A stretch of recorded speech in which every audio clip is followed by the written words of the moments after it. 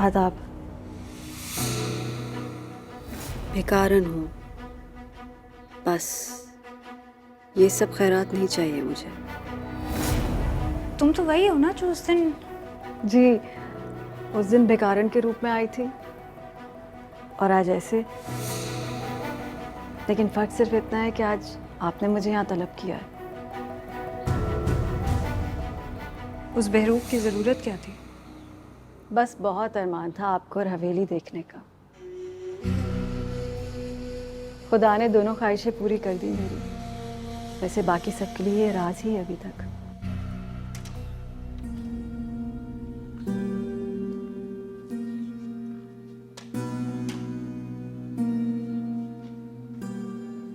दो में आमना रशीदा के थन।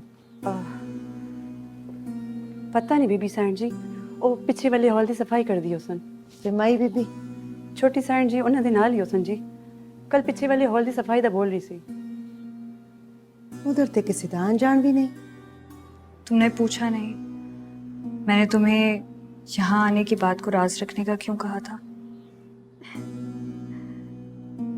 मुझे इतनी खुशी थी यहाँ आने की कि कोई दूसरी बात जहन में ही नहीं आई।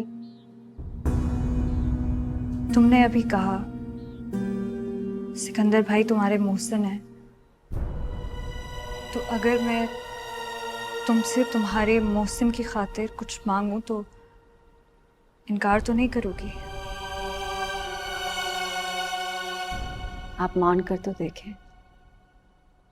मैं कब से किसी दासी की तरह आपके हुक्म के इंतजार में हूँ। तुम जिसे अपना मोहसिन समझती हो, अपनी जिंदगी का मालिक समझती हो, उसकी जिंदगी पर जिस हस्ती का सबसे ज्यादा हक है, उसी हस्ती की खातिर तुम सिकंदर भाई को आजाद कर दो। भूल जाओ तुम्हारी जिंदगी में कभी कोई सिकंदर आया था। चेहरे से तो आप इतनी बड़ी सौदागर नहीं लगती, लेकिन सौदा करना खूब आता है आपको। लेकिन शायद आप ये नहीं जानते, बड़ी कम कीमत लगाई है आपने मेरे जज्बात की। आज तुम्हारे पास पूरा इख्तियार और हक है, जो मांगना चाहती हो मांग सकती हो। चलिए, ये आप पर उधार रहा।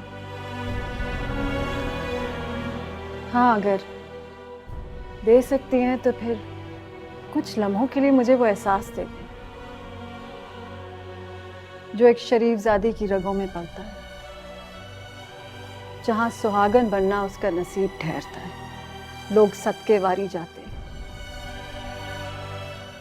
बोलिए, दान कर सकती हैं?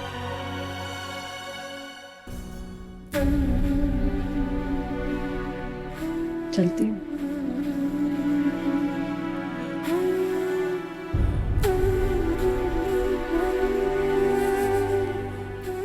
और हाँ, बेफिक्र रहे,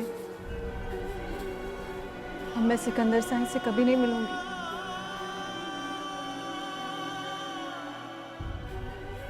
अगर मेरे वजूद से उनको तकलीफ और अजियत मिलती है तो मैं ये अजियत खत्म कर दूंगी।